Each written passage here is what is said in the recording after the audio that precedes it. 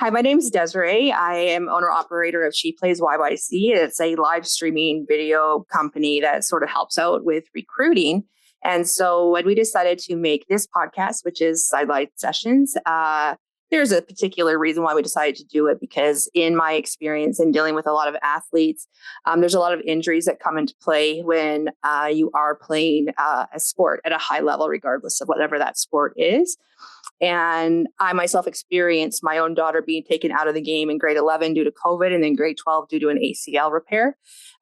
She's now currently playing at U Sport, but through this process in running She Plays YYC, I've met a lot of athletes, and Kadie Anderson is one of the athletes. We got to know each other over the summer when she was playing AAU down in the States with my daughter, and we spent a lot of time together. And Kadie has a very similar story to my daughter, because she also experienced an ACL tear in her prep year. So, Kadie, did you want to kind of introduce yourself and tell them a little bit more about yourself? Okay. Hi guys, I'm Kadie. I'm a basketball player. I played for Genesis for AAU. I live in BC. Well, I used to live in, I guess I still am, but I'm moving to Alberta next semester. But basically, I'm from BC. I played basketball here till grade 11, and then in my grade 12 year, I transferred to an Alberta school where we were able to compete and bring home a provincial championship. I did get to know Desiree through AAU. We did share a hotel room in Kentucky. It was a blast. We did a lot of things together. Lots of fun. So yeah, basically we were just talking about a podcast because I recently found out that my ACL was torn.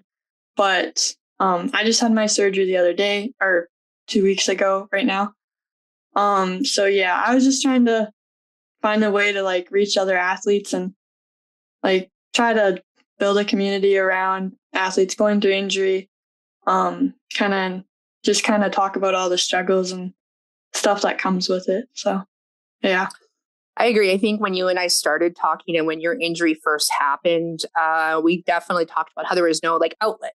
Right. And that's one thing. When you go from playing a team sport like basketball, you pretty much have the same 10 to 12 girls with you. And if you are lucky enough to play from young to senior, or whichever it may be, you spend a lot of time with these girls. So all of a sudden, when the injury happens, that's gone.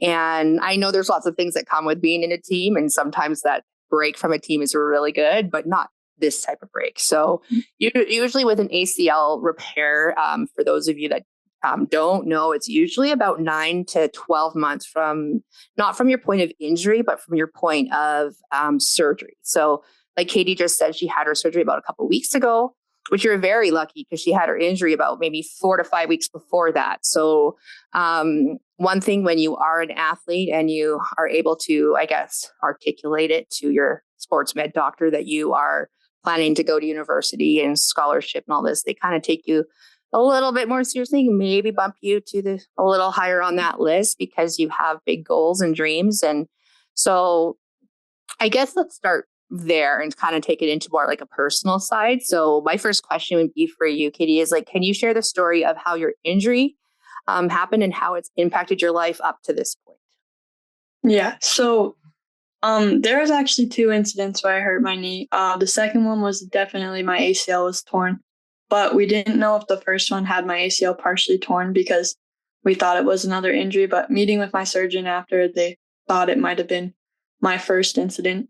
So this summer playing up AAU with Genesis, I met Desiree and Maya, her daughter, that we had a really fun time with on the AAU circuit. Our last tournament in Kentucky probably ended around start of August.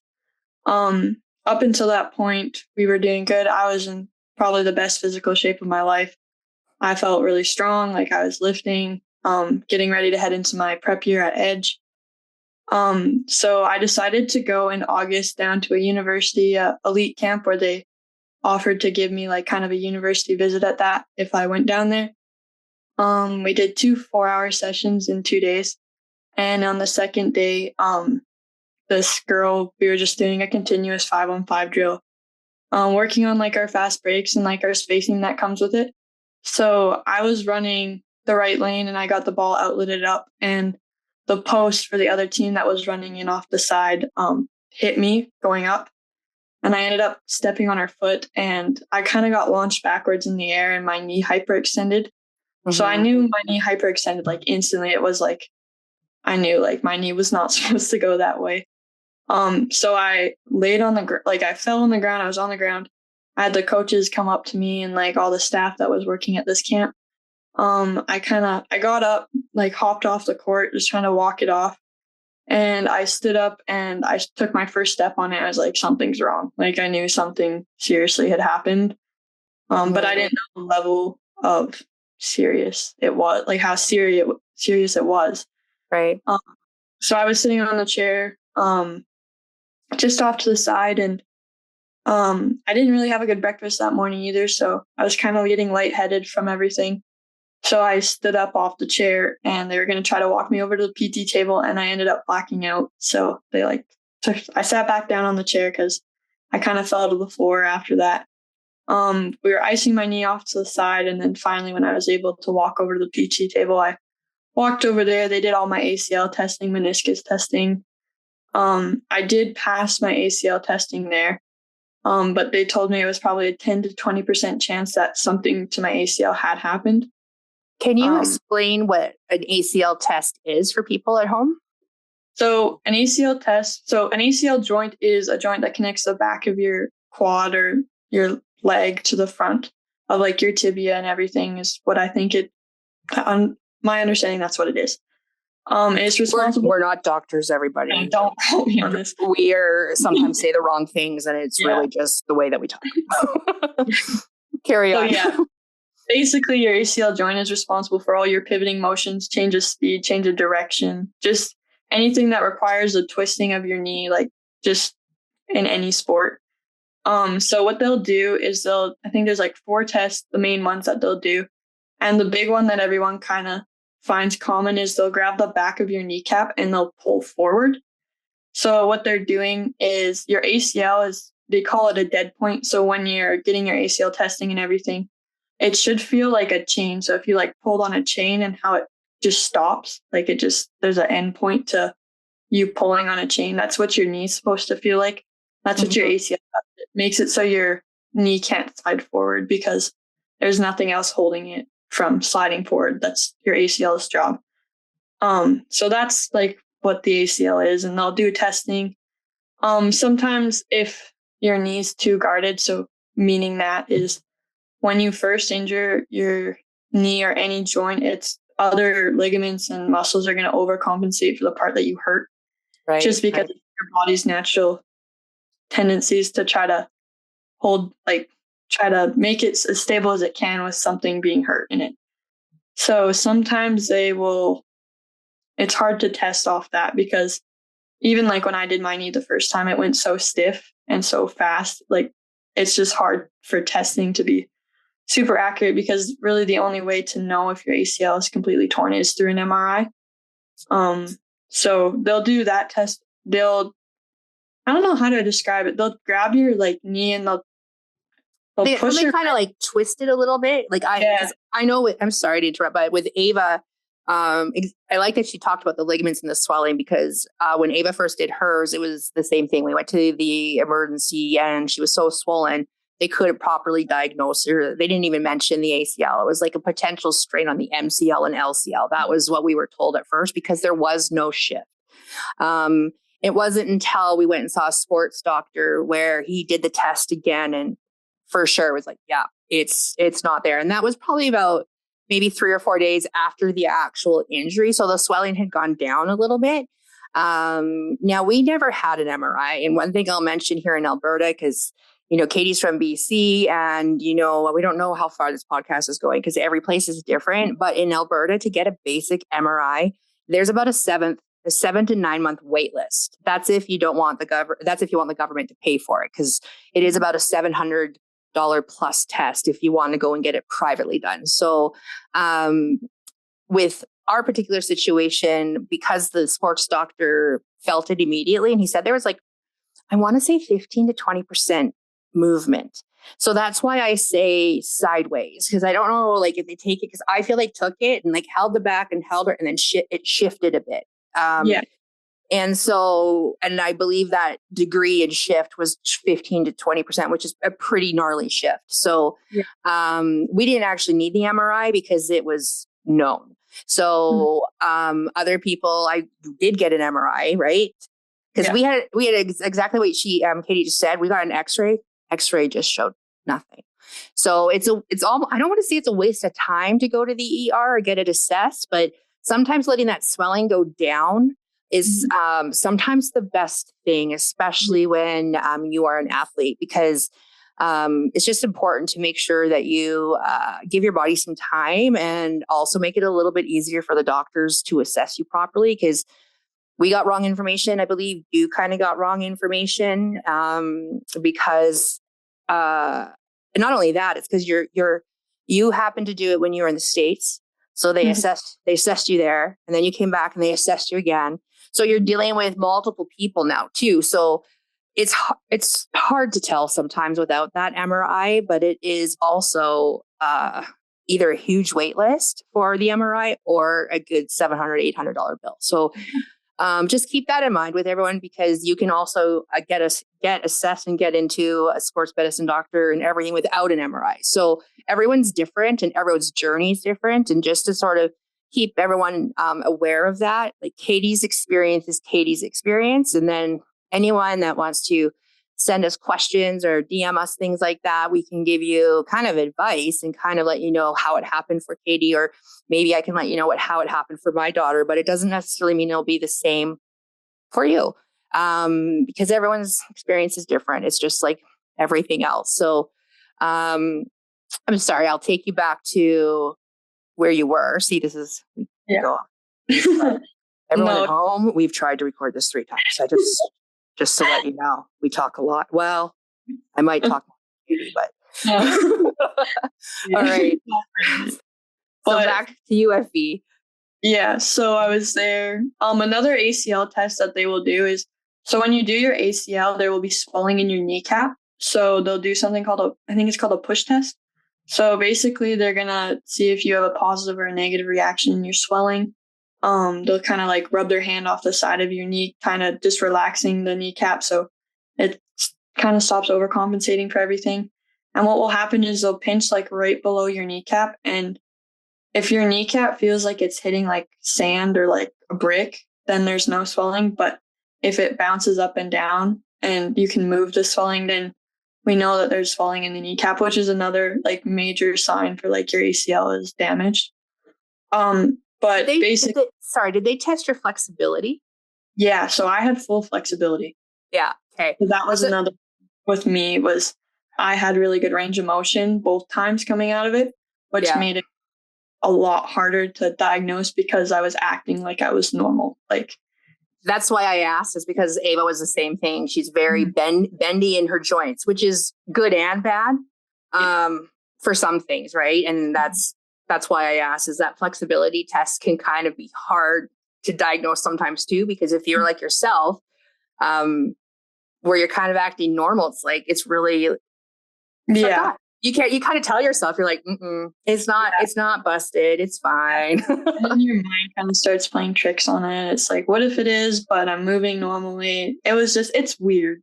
Yeah. But basically what happened is I went home after that university visit, and I came back. I went to a PT. Well, actually, I went to a massage therapist first.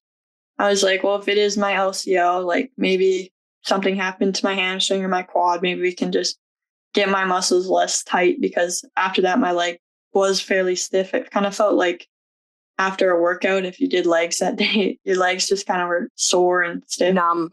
Yeah. So I got this lady to work on me. She also did an ACL test on me. She said it was fine. Like, and in retrospect, like, once I'll tell you guys like what happened with my ACL, you will like, it was confusing because everyone thought I had it still. So, but basically she said it was fine. She also said my first diagnosis from my PT and this lady was it was an LCL injury, possible hamstring injury. And that was basically it. I passed my ACL test and meniscus test the first time multiple times.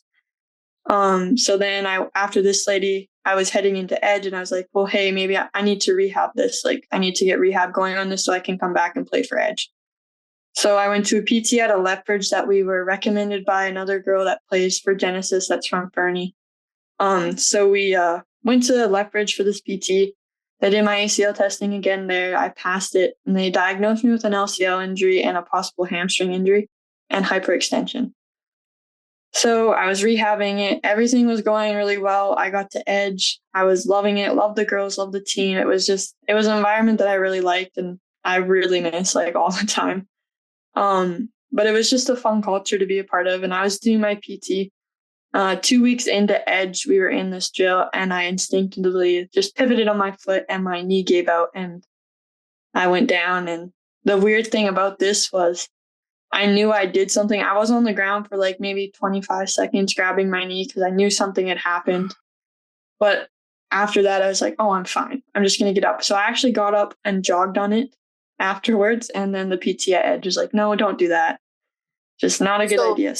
This was the time that you said that you heard and felt a pop this time, right? At first, I think I was too shocked to like acknowledge what happened that I didn't process me hearing it. But as it kind of settled down and I was lying on the PT bed and the table, I'm like, I heard a pop. Like, and that is a noise that any athlete dreads to hear. Like, it is just because you just know what happened and you just want it to not be what you're dealing with right now. So I went to the PT room. I actually got ACL testing by the basketball PT and then another PT at Edge. I passed ACL testing both times. I actually had a PT appointment in Lethbridge that day for my rehab, and I couldn't drive because my leg got too stiff. So I had a teammate, Riley, from Edge, drove me to Lethbridge. I went there. I got more ACL testing done by my PT, and then one of the other PTs that were working there passed it again. So I was like, I don't know what's happening. Like, this just... So you inside now know that there's something wrong, but you keep on passing, which is now kind of messing with your head a bit, right? And I was like, did I hear things? Like, am I hearing things, or like, is my phone playing a trick on me? Like, I don't know what's happening because everyone's saying I'm passing this test and like something's wrong. I know something's wrong, and I knew it wasn't pain. It was kind of pain in the front of my knee, back of my, like, by your hamstring, the back of my knee over there was pretty sore. But for me, it wasn't pain that I was crying over. It was just kind of like a throbbing pain. So it was like something, oh, I can handle this. It's not that bad type. And I feel like I heard someone kind of describe it, like, to sort of help someone like us understand. It's like, when you jab your finger, jab your thumb when you're playing basketball, right? And it kind of turns into like a swollen sausage. And then you can't bend it or straighten it properly. And that's very similar to what the feeling like is with your leg. But it becomes actually quite more concerning because it's your leg. And you can kind of get by with a jammed finger, but it's pretty hard to get by with a jammed leg. Yeah, that's actually exactly what it felt like after like a couple hours. Yeah. That's what it felt like. And so the weird thing with me is my knee didn't get swollen very bad for either time. The next day after the second time at Edge that I heard it, the next day my knee was pretty swollen, but it was never like crazy. It was always like, it's swollen, but it's not too bad. So the next day, our PT at Brady at Edge got me an appointment with like an orthopedic doctor. It was at the YMCA in Calgary near Edge. So my mom drove up, took me to this appointment, and we were in the office, and there was a couple people came in and tested me, and then the main guy came in and did ACL testing, and his exact words was, you're not going to like me very much, but I don't feel an infield on your ACL. So you no longer have an ACL. So how much time had passed from the first injury to where he finally told you he didn't feel it? Like a month, maybe less than a month. That's crazy. It was a long time. And up until that point, my rehab was going really well, and I was starting to feel a lot stronger after that. So this blow was kind of like, you joking me? Like, come on. Did you believe him? No. I actually, when he first told me that, I laughed inside. I was like, you're wrong. Like, no, you're wrong. Yeah. And then he started talking about surgical options and writing a recommendation to a guy he worked with that did surgeries. And I think once he started saying that, it really kind of hit me. I started getting lightheaded. I thought I was going to puke, actually. They got me a trash bin, and I was holding the trash bin on the PT table because I thought I was going to puke.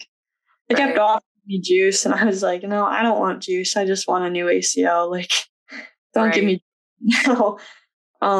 So then after that, I was pretty done. I was like, I need to go. Like, can we just call them later and figure out this other crap later? I just need to get out of here right now. So we walked the car off the YMCA. I'm pretty sure I passed out on the car. My mom caught me. And I was crying a lot. Like, it was the worst news I've had this year. And this year I've ever received. Yeah. Like, so when this kind of happened, the blow really hit. It hurt. And I was like, I'm so done. Like, just like the realization of like, I'm no longer competing at Edge, or I'm no longer with those girls on the team. I was like, I don't know what I really want to do right now, because basketball's always kind of been the thing I've focused on my entire life. And for it to kind of be taken away for 9 months, it's just not expected it to happen. The way it happened, I wasn't expecting. Right. So what would you say was the hardest part about being sidelined? Like the physical pain, the mental challenges, or missing the game? Missing the game. Mentally, I don't know how hard it's going to be trying to get back onto the court yet, because I haven't gotten there. But right now, it's just the missing the game. And then it's like you watch people play, and it's just like, I could be out there right now. Like, I want to be out there so bad. Right. For me, I think a big challenge, like for my injury, is not rushing things, because I feel like that might be a struggle for me, not to kind of push myself trying to do more than I need. In your defense, I will say most athletes, especially high-level athletes like yourself, all kind of feel the same way. They want to try to rush it. They want to expedite it. They want to do whatever they can to make this process quicker. So I know for you, you started doing some post or pre-rehab or prehab. Did that help with like the missing of the game, or like did it? Because I know we talked about this before, and I think anybody that has had a similar injury will tell you the hardest part is waiting. That time from when you do your injury to getting into surgery. Because it's like you feel for the first time in your life, you're like stopped. And for an elite athlete, that is so weird for you, because stopping for you, that we've been so conditioned to think it's like, well, there's no rest days. Like, like it's the grind, and it's all part of chasing that goal of getting into school and things like that. And especially for Kadie, she was doing a prep year. So she decided to take a year after graduation to go and work on herself at the Edge here in Calgary, which has been around. I think the basketball program has been around for maybe 7 or 8 years. So it's quite a well-established school, and they definitely go and compete East and West. So I totally understand the missing the game part, because that's a fun time. I feel like this is where all athletes, this is part of the reason why we do it, right? It's like if you wanted to play a solo sport, you would, right? But it's the game, the grind, and the girls that are probably the hardest part.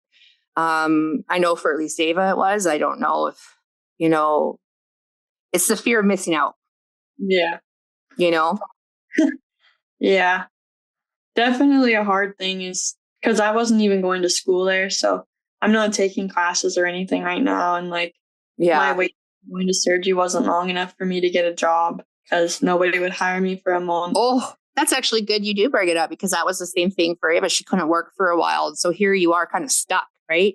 Here you are 18. So you're too young for high school. You're too old for, well, you could go to university, but you can't do what you want to do right now if you go to university, right? So how do you make your rehab a priority and your mental health a priority when you also are working? That's hard. So like for me, before my surgery, so I found out my orthopedic was like, we need to get you as strong as we can going into surgery. That's your number one priority right now. So for me, I was lifting every day before. I was focused on I need to get strong before heading into the surgery, because Right. they tell you that how strong you are coming into surgery will make your rehab that much easier. Right. And for me, I do think it paid off because I was able to walk out of surgery with my crutches, full weight bearing, and the next day I didn't even need them. Which is crazy town. And I'll post a video of her doing that, just walking like nothing happened. Noonie, who's this baddie? Just walking. Yeah, I looked out definitely for that because I had some people message me. They're like, "How are you walking right now?" I was like, "Oh, I'm fine. Like, it doesn't hurt that bad." The main like part after surgery that hurt for me was my shin. It was really bruised, and it was like you can't if you touch it, it's like the worst pain ever. Like that was to me was like the worst about it or worst part about it. Yeah. But Ava had the same thing. I looked at it. We took off her brace. So I know you took off your brace pretty quickly. I think we left Ava's brace on for like, I want to say 5 or 6 days. Like it was, I love my daughter. I don't want to do her dirty, but she was challenging during her recovery for a bit. So we're good now. But yeah, when I took it off, like the shin was indented. It was bruised. It was like almost like gangreney. It was gnarly. And so, and in your mind, you're like, why is it my shin? Like it makes no sense. But you explained it actually quite well. Like what was your explanation for the shin problems? so I got the patella tendon surgery. So how they did that is they took a piece of my patella tendon from my kneecap and piece of bone from my kneecap and a piece of bone from my shin. And basically what they did was they just screwed those in the back of my leg. So when you screw in your bone, it like does a ripple effects down your shin. And so just because you had just because they screwed in the piece of bone behind your kneecap doesn't mean you won't feel it through the rest of the bone. So that was where the bruising's coming from, because the rest of my bone was like, it was being drilled into, like something happened to the bone. Yeah. So yeah. that's where the bruising and the soreness came from. I actually still have a pretty big bruise on the front of my shin right now. Yeah. I actually had another mom and daughter reach out to me when they were going through their, I would like to say, first ACL surgery. That's right. First one, because she's now had it twice on a different knee. So, but she had reached out because they were so horrified about how bad the shin looked. They're like, is this normal? I'm like, mm-hmm. And then I sent them a picture of Ava's shin. They're like, okay, thank you. I'm like, yeah. Because like it's really alarming. It's actually alarming because they don't really tell you to expect that. At least we weren't told. Yeah, I was never told that my shin would hurt, but mine didn't get like lumpy or anything. I had a very smooth recovery coming out of surgery. I lucked out big time. You did. My experience will not be like everyone else's because I've reached out and asked a bunch of people and people have reached out to me. It doesn't seem very common, which I'm really thankful for because I really do think it is.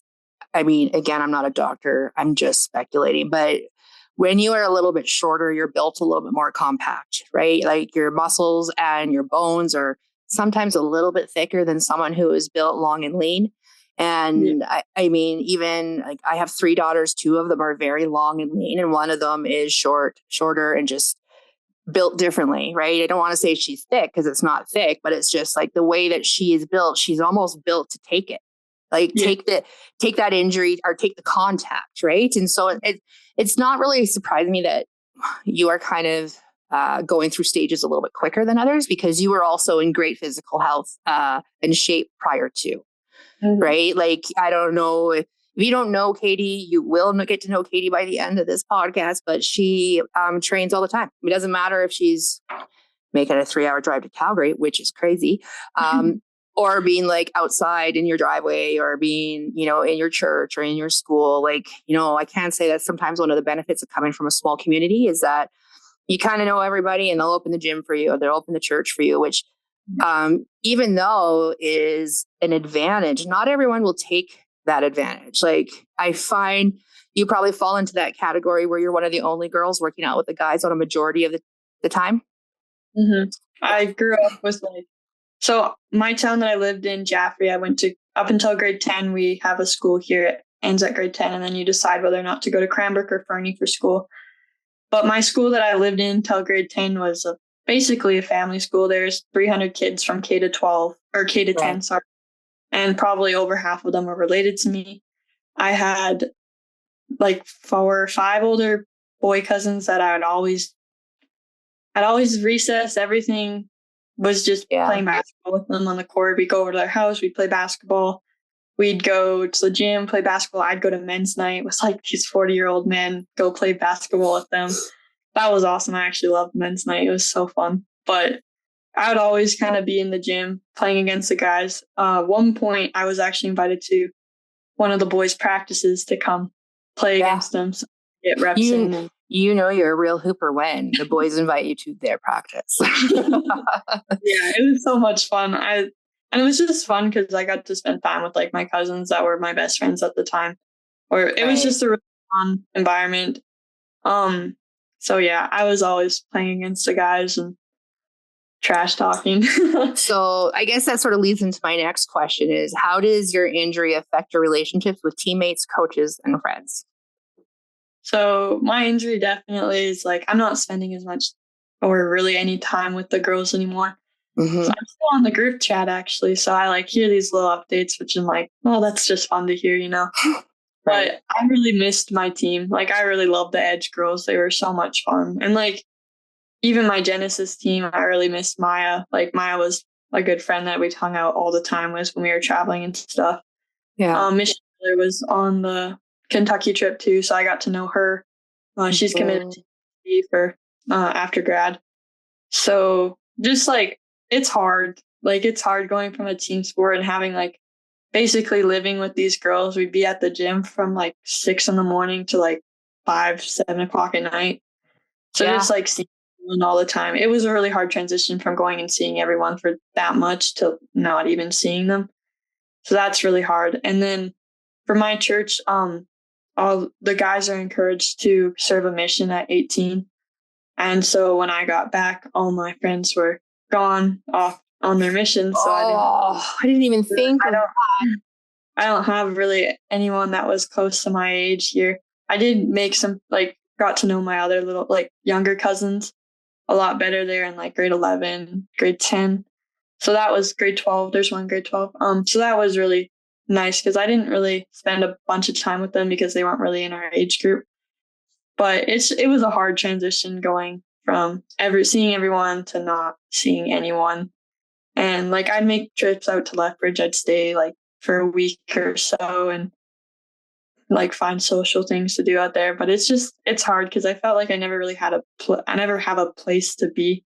The girls on your team are like girls that you're fighting for wins with. Like you've been in some pretty tough situations with, whether it's on the court, off the court, I don't know, but it's like people you always go and turn to. Like I still have teammates from Fernie that I would still go talk to like on a regular basis and say like, hey, like, can you help me with this? Or like, what do you think about that? It's just a different level of like bonding. Like we really talk about bonding. It's a lot different than my high school, like my regular high school friends that I don't play sports with versus like my high school friends that I did play sports with. It's just kind of a different connection with those two friends. Do you hear that? Do you hear that background? Like that reverb? Oh, that's my garage door opening. Oh, is it? I was like, okay, as long as it's not me, then I'm super good. Sorry, that's no problem. But yeah, like that was something that Ava struggled with because when you take away the team and you take away like that training, all of that environment and like, you know, like the team, it's nothing against them. They're just going on with their life, which really sucks when you are sidelined watching it all. Right. And so then it's like, okay, well, I could take some more time to like maybe work on those friendships that maybe I didn't have enough time to work on because I was always gone or competing or traveling or vice versa.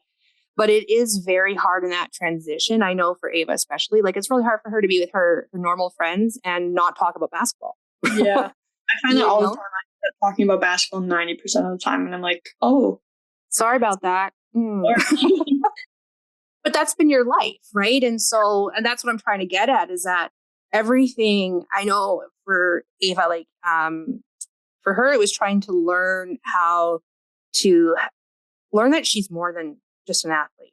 You know, and people say that to athletes when they get injured, like, you're more than an athlete. You finally get to work on things that you never got to work on before. Like, go and have fun, do this. And you're just sitting there going, all I can focus on is literally my rehab. Like, that is literally day to day. Am I getting my stretching in? Am I getting my working out in? Am I going to PT?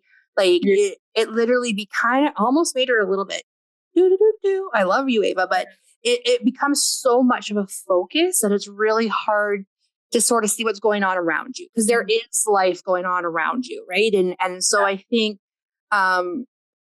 that's my next question, is what are, in the moment when you realize that you're not able to play and things like that, and when that information first came in, like, how did you A, handle it, and then B, what did you decide to do because of it? Because you know that there's time, and then now you have time. So what does that look like for you, Kadie?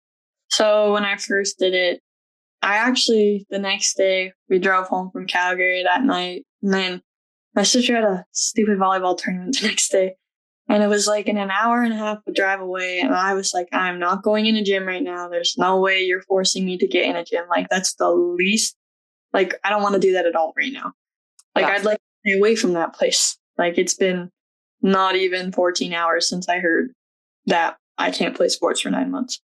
Right. So I actually had a fight with my mom in the car. She's like, Mom, you're not making me go in there. Like, I'm sitting in the car. Like, I'm not going in there, because I knew people there, and they were all gonna like hug me or whatnot. Ask you questions, and good, like, we'll be back. And it's just like, no, it's actually not all good. And I won't be back for a minimum 9 months. It's not good at all. So I knew I was gonna start crying eventually. Like, I was like, it's just a matter of time before I start crying in that gym. And it's in a town I didn't love. Like, it was just like a rival town, right? No, it was just crummy town. Like, I just did not like that. And it was just so far away too, with nothing to do.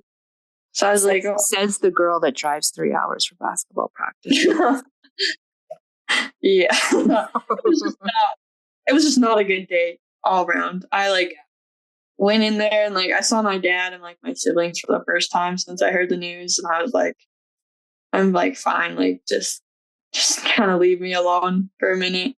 I'd like to say the first time I saw Kadie, I did not make it easy on her. I literally just started crying right in front of her. So yeah, I totally was one of those people. Sorry, Kadie. No, it was a few days after. So, but basically, I like went in there, and like to get on the bleachers, you had to like hop up and like climb. And I was gonna climb on the bleachers, and then they're all like, "No, you're sitting on a chair." And I was like, "I'm fine. Like, leave me alone, please. I just want to climb on the bleachers. Like, if I can't even do that, like, I don't know why I'm here." Yeah. So me accepting it was kind of hard. I don't think I did it in a very healthy way, actually.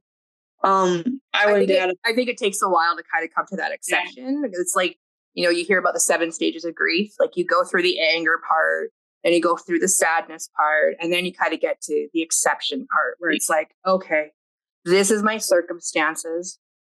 People have been here before. Athletes have done this multiple times. I think one of the first things I did to you was I sent you a list of like literally almost every popular WNBA player that has gone through multiple surgeries, because it was like, hey, this doesn't stop you, right? Like, this is something that's happened to you. It doesn't define you. It doesn't mean that you're going to be any less than a player than you were before. It doesn't mean anything. Like, really, this is everything that happens to you right now is really up to you. Your rehab's up to you. How you're going to handle it mentally is up to you. What you decide to do is up to you. So it's like, there's so many ways that you can go. It's like hitting that fork in the road that everyone talks about. It's like, am I going to go right? Am I going to go left? Because a lot of girls leave sport at the age of 16 and 17 years old. I think 67% leaves, and that's without injury. That's just them leaving sport because whatever reason. There's multiple reasons why girls leave sport. And so I think with starting Sidelined Sessions, it was really important for Kadie and I to start the conversation, And so Kadie can sort of take you through her journey. And this is what I believe you decided. One of the things that you decided to do is sort of try to help other people and show them that it's possible. And we're going to document the grind back. And we have a lot of things. There's going to be a lot of things that we can discuss in this podcast. I think we've done pretty good on the personal experience, and maybe our next podcast can be about the mental health side of it, which is definitely, I feel, the next part, right? Is that she's had her surgery. She's 2 weeks post-surgery. Yeah, 2 weeks today. Yeah. And so now it's almost like, I don't want to say like you're tracking things, but you will be tracking things. It's like, I got this far today. I was able to lift this today. And so, which kind of gives athletes at least something new to focus on, because most athletes are very A plus B equals C. So that structure is something that you definitely still need to maintain. And that's where I think that you get that structure from rehabbing and going to the gym and sort of being around athletes and being in that community, at least as one part of it. And then, you know, as I said, we'll talk about the mental health side of it in our next session. But I feel like you've already kind of articulated like that's going to be the hardest part is the head. And I think for most athletes it is. And that's where that grind and that sort of struggle. And I don't know about you, but Ava was like reaching for podcasts, like give me anything that will help inspire me or keep me motivated while I'm going through this grind. And so I think it's very brave and very, very respectful how you're doing this and that you're choosing to do this, because I know from personal experience that most athletes don't like to talk about this. We don't like to admit our weaknesses, and this is not necessarily a weakness, but it feels like a weakness because it's taken you out for a bit. But there's one person in Ava's like grind back that said something to her about the rehab portion that made a lot of sense for her, is that when you train as athletes and you're not necessarily trained properly with the proper fundamentals or the proper way to lift or the proper way to do such and such, you kind of develop like bad habits within your own body that you don't even know about. You could be favoring the right side because of, you know, you've got jumper's knee or something like that. Or you could be favoring when you're lifting a shoulder or a wrist because you broke it back snowboarding when you were 8, or you didn't rehab the collarbone properly. So what happens when you get injured and you are literally taken out for as long as you are, your baseline is this. Like it's literally, and all you have to do is rebuild. But you now get to rebuild the right way. You get to rebuild from literally the base up. Right? And so overall, it kind of makes you more aware of your body. You'll be more aware of your body than you've ever been in your entire life now. And that's the thing about athletes as well. Like, I don't know, how old am I? I'm 46. I'm 46. So at 46, you know, if you would have told me back when I was 16, 17 to, you know, try to land on 2 feet and this and that, I would have been like, you're okay. Like, thanks. But it's not until you actually injure yourself, because hindsight is 20/20, right? Where it's like, oh, I should have listened. I should have done this. I should have done that. Like you mentioned earlier, you didn't eat properly. And that's, as an athlete, you got to put gas in the tank, right? And now for Ava, she's got to get to like workouts and lifts and games almost, I want to say almost like an hour and a half to 2 hours prior, which is excessive for a lot of people. But she needs to roll out. She needs to stretch. She needs to get everything properly moving so she can mentally feel okay about stepping on the court again. And so things start to change, right? The way that you take care of yourself and move forward. And we're going to kind of document that as best as we can. And probably take you through a lot more than just an ACL and a rehab, because that's what ends up happening. But if you have any questions, I would say everyone at home, for like Kadie or I, you can definitely email them to us or send them in their DMs, and we'll try to like answer questions if you have any by the at the end of every podcast. But Kadie and I want to try to do this at least once a week. And so I think we're off to a good start with this one. What do you think? Yeah, I think it's good. Just mostly focusing on the athlete like process of getting into an ACL surgery, as well as the mental process of coming and like building off of that. So Mm-hmm. You were pretty good though with even going through the surgery, right? Like were you anxious or nervous or anything? I was mostly like, just get it over with. I want to start rehab. Like, yeah. I think motivation for me before surgery was fairly like, I'm getting as strong as I can, regardless of what's going to happen. And I'm going into surgery and then I'm going to come out as strong as I can. And apparently walking. But apparently walking, yeah. I do think I lucked out with my surgery. I had a really good surgeon too.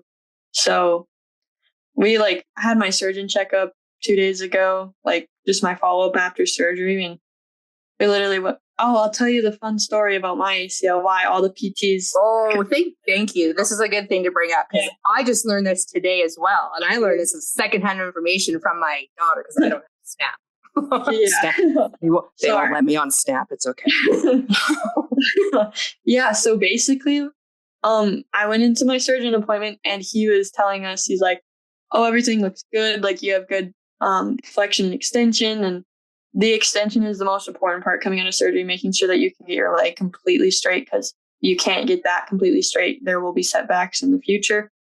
Yes. So he's like, everything's looking good. Like I had just about full extension right now. Like I'm very, very close. And he's like, well, I'm going to tell you a fun story or something, not those exact words, but something along the lines of, he handed me my pictures of like the scoping pictures they took in my knee. We can upload them. I'll send you a picture of them. That's so exciting. I can't wait. Yeah. So basically, why everyone was feeling an end feel on my ACL is because my ACL actually was intact the whole time. But if you're wondering why I had to have ACL surgery, was because my ACL was bent. So what happened was when I heard it the first or probably the second time, because I wouldn't have this much strength, is when I really did it. So they thought it was maybe a partially tear the first incident, and the second incident kind of sealed the deal for it. So what happened was my ACL was bent. So I don't know if this is for sure, but when I was Googling this later, because he didn't really have an explanation for this, Dr. Google told me that because my blood flow got cut off for more than 12 hours, my ligament died. Yeah. So that's when they were able to say like nothing's holding on anymore. So what I would think it looks like is like, when you kind of stretch out a rubber band, or you stretch out like a scrunchie and it doesn't have as much elasticity in it anymore. It's very similar to that. Like you stretched it, you kind of probably tore a little bit of it, but then like you said. They said it wasn't torn. Fully was not torn at all. So then it's long and then bent on top of each other, which is then what caused your ligament to basically die, right? Yeah. So mine was completely 90 degrees bent. So it cut off all blood flow. It's like when a hose gets kinked a hose. That's what my leg was. Yeah. So it was really, I was like, are you joking me? Like I couldn't even pair it properly. Like I had to do something.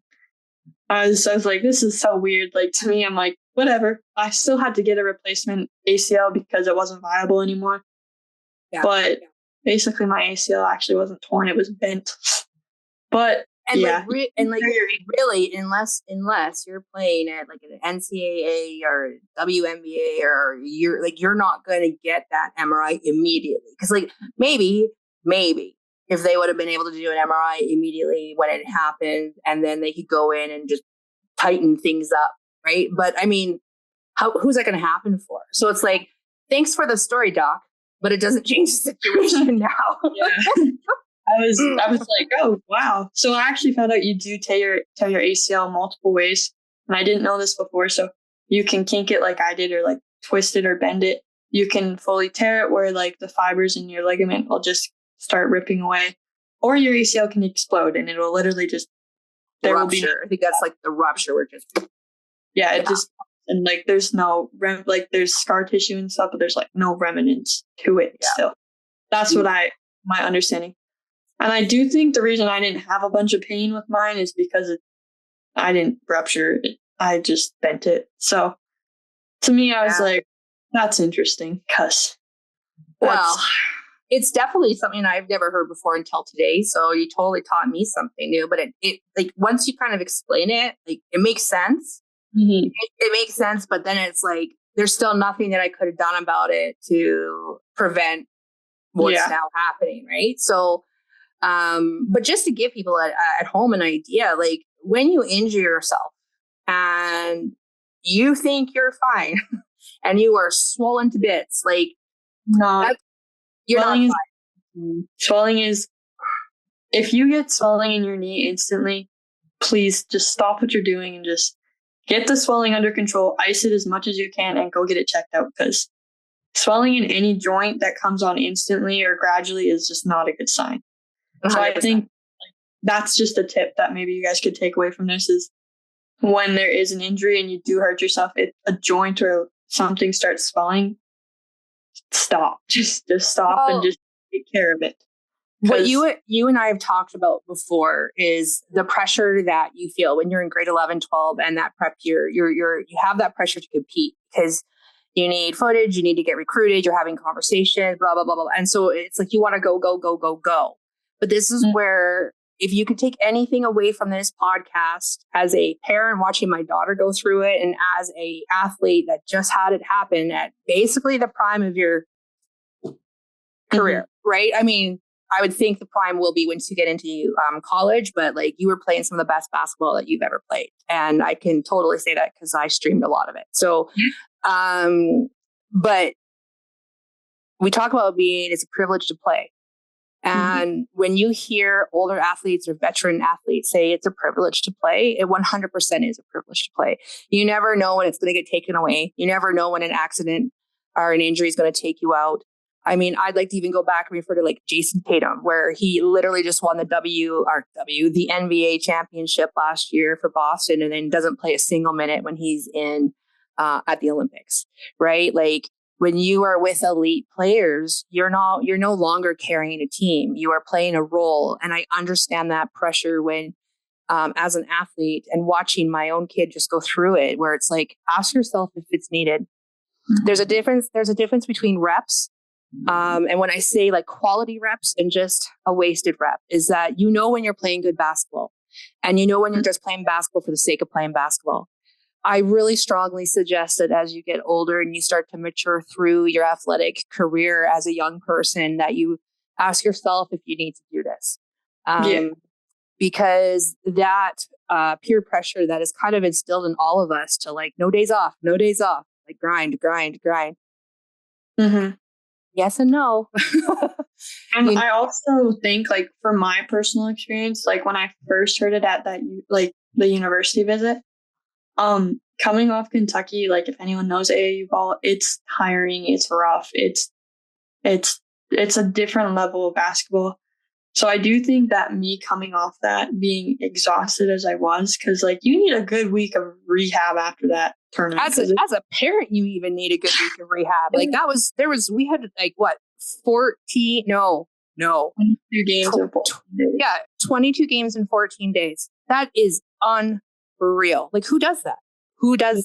Only AAU players do that. And so when you are like grinding to get there, and then keep in mind, ladies and gentlemen, that when you are on a tournament in the South or the East, it's a job. That's a business trip. That is a business trip. So going to the water park or going to the mall or going, all the things that we all do, I do it. I'm guilty. Did it. But there's no time for rest and rehab. If you're not going to bed properly, you're not rehabbing properly. Like LeBron, who is still literally playing at 40, talks about his nap schedule. Like the guy sleeps literally, like I promise you guys, 14 to 16 hours a day. He schedules his sleep around his practices and his games. And he talks about sacrifice, and that is the sacrifice. His family has to sacrifice time with him because he's in session. And that's what it is. When you are literally in the grind of your 88 games that they have to do for the NBA or whatever it may be, like it is every weekend you're grinding. But I don't know anyone that does 22 games in 14 days. No, it's crazy. And you get so tired. And I think I wasn't fully educated on like the importance of rehab, which I also hope that you guys kind of take away from this podcast, is the importance that comes with rehab. And it doesn't mean like rehab if you're hurt, just rehab after games, stretching, cold tubs, icing, like all the stuff that I feel like isn't talked about as much as it needs to be talked about. So I hope people take away, like, me personally, I learned the importance of rehab, especially after this, because I feel like as basketball players, we feel like our bodies are invincible until we do something. Where I 100%. do think we need to realize, like, and I feel like athletes that have hurt themselves understand playing as a privilege is a far, like, it, you understand it kind of on a deeper level. 100%. You get it now, like, you understand why it is a privilege, and when the privilege is taken away, it's really hard to wrap your head around it and stuff. So I do think that is an important aspect of the game, as well as making sure that our rehab and our nutrition are on point. Because when you get to, I don't know if everyone watching has played AAU or who has, but Or if you AAU, want to. or you want to yet, but AAU, not for everyone. It's hard, and it's a huge time commitment. It's training and then flying out, playing 22 games in 14 days, and then coming home, training again, and then heading out on another trip. Like, it's a lot on your body.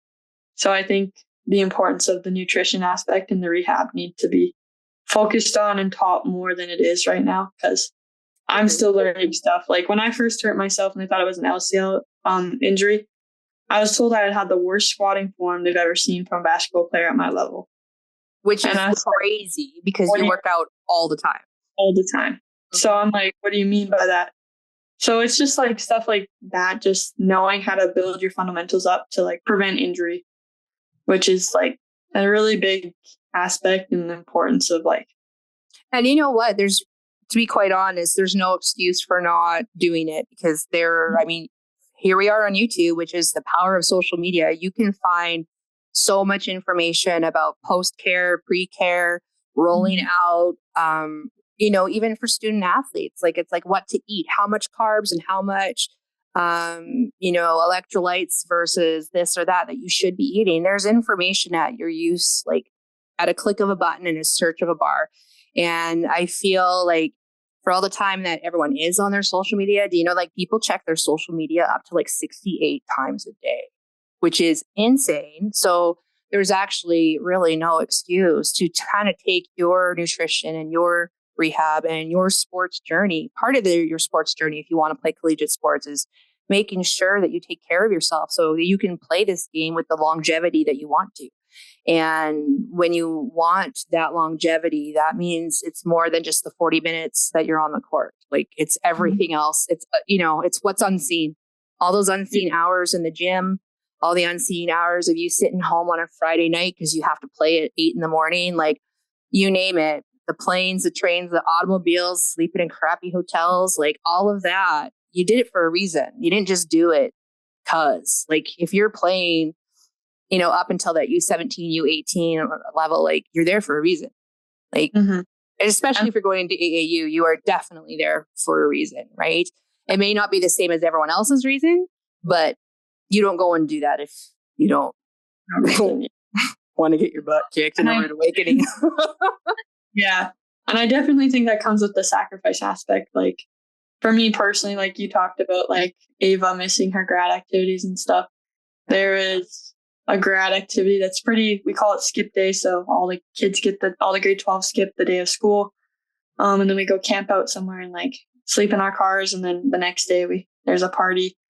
But me personally, we had an alley-oop tournament down in Calgary that weekend. And so I got to go to the first day, skip the day. And then that night I had to drive home.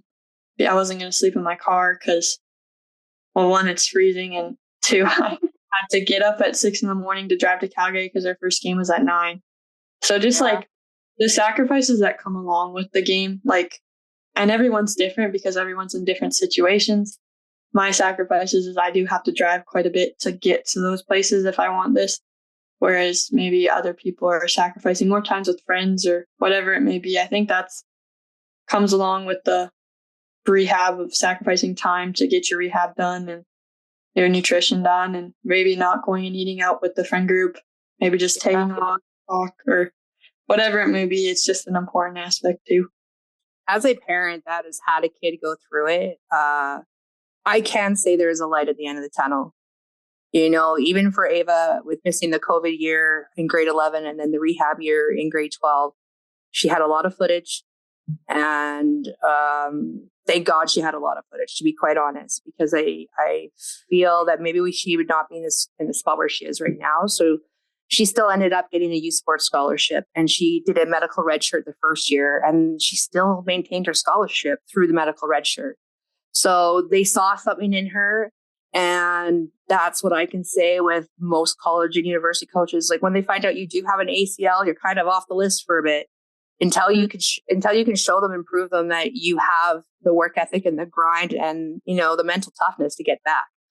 And that get back is hard and it's lonely and it is very frustrating because there are days where you take 10 steps forward and then there are days where you take 10 steps back. And so it's a journey unlike no other, and everyone's journey, like I said, is completely different. So again, I just want to applaud you for doing this. I think you're going to help a lot of people. And I think that young people don't talk enough about things that make them uncomfortable or sad. And I believe that you might have moved on to this the third stage of grief, which is, that acceptance. So we're at the acceptance level and we have what we have right now. And now it's about what are we going to do with what we have. And so I think kudos to you. You're in a great environment with great people and you have a great family that is going to ensure and keep you accountable every day, which I don't even think you need the accountability because I know you. But I want everyone to know at home that when we say rehab, they're doing this like 6-7 days a week just to get it back. And that's for 9 to 12 months every day. And so it's a grind. It's a grind because they're not doing what they want to be doing. You want to be on the basketball court. Like you'd probably even love to do suicides right now, which is yuck. I rode on the bike for the first time yesterday and I was like, oh, this feels great. And I hated it. No. And then next up, move you to the wind bike. And you're like, God, help me. No. Exactly. Right. Yeah. So kudos to you, Kadie. I'm very proud of you. I know that your family and your parents and grandparents, all of your community is very proud of you too, because it's, I don't know if most of you have known or heard of Kadie prior to, but I knew Kadie before I met Kadie. And that's because she has been on this journey for a couple of years now, and she was quite okay with publishing it and posting it. So, again, kudos to you, because we said this before, where a lot of girls don't like to post their own content, but they will repost something that you post about them, which we will work on another podcast where you got to be able to, unfortunately, sell yourself. And if you're uncomfortable with selling yourself, it's going to make recruitment pretty hard. It's going to make getting somewhere pretty hard because you got to do it. And just like you got to rehab and you got to brush your teeth and wash your face and do all the normal stuff. So I think we're good here unless you have anything to add or you want to say anything. And I think this is a better one than we did before. A little bit more direction this time. On topic. Yeah. But I'm excited. Yeah, me too. Me too. And like I said, there were certain things in the one that we did before that I did really like. I'm like, oh, this is funny, or this is funny. Yeah. It was like, yeah. So everyone at home, bear with us. We're learning too. And I'm pretty sure we'll learn as we go and get DMs and messages saying you said this wrong, or that's not true, or do you know this, right? And so, like I said, we're not experts. We're not doctors. We're just sharing our own experiences. And from a mom that's gone through it with a daughter and from a kid that's going through it now. And so if anyone, wants to subscribe and share this podcast, we're going to keep doing this for a bit because there's lots of stuff to talk about Sidelined Sessions when it comes to sport. It's not just injuries. There's lots of stuff that we could go into with all sorts of things. So a lot of untold stuff that I don't think people actually realize what comes along with being an athlete. And I think people just like the title of athlete, where I don't think everyone understands the grind that comes with the title. So I think it'll be just cool to explore it and see how many can help if they're going through injury. Because there's another girl at Edge, just did hers probably like a week after me. Yeah. So she's going through this right now. She just had her surgery. So I'm just hoping everyone can take a take it what you like, but just we're here for you guys and just to help and just try to support you the best we can. But definitely if you have any questions or like concerns or maybe like anything really, I say like, hey, Kadie, is this normal? Like, should my knee be doing after surgery? Like, we're here. We just want to help you guys. So yeah, like literally, and for me, like I stream a lot of basketball and I follow a lot of collegiate athletes around while they chase their dreams, and I see the dedication and hard work and passion that athletes put into this. And much respect to everybody that is chasing something, because it is hard to get there. There's a reason why they call it the 1% club. And when you add some injuries onto it, it can be very easy, very, very easy to walk away and just give it up. And I would like to say that I don't think that should be the answer. I feel like sport makes life better. It makes being an adult better. It makes you more prepared for work. It makes you more prepared to have difficult conversations and to realize that, through your experience through sports, you can rise up from horrible situations and terrible losses. And, there's so many things that sport teaches you. And I know the stats on female CEOs, 95% of female CEOs and business owners have all played collegiate sports. 95%.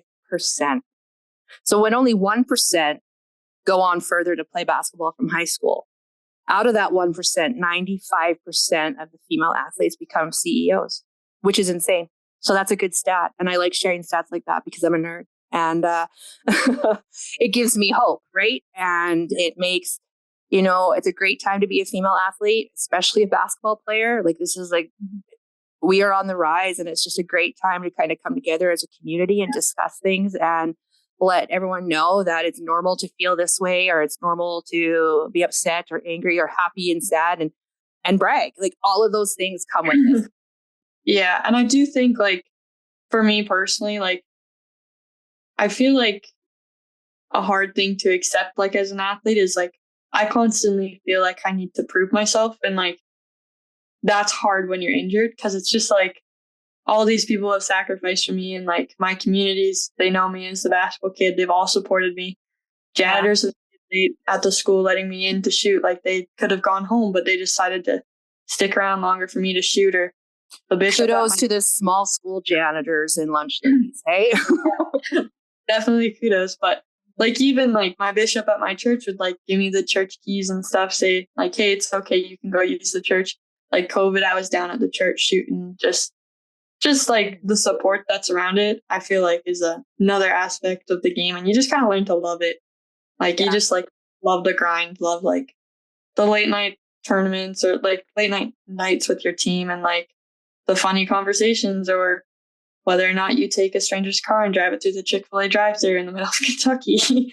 Just all those like memories that you make. It's just like, it's just fun. And I love the sport, and I just want to start building the basketball culture up around Western Canada and female sports, because I do think it's on the rise right now. So it's really fun to be a part of. Agreed. So, yeah. Agreed. Well, this is great. I think we should end it here. And hang on, let me just I'm going to stop recording right now.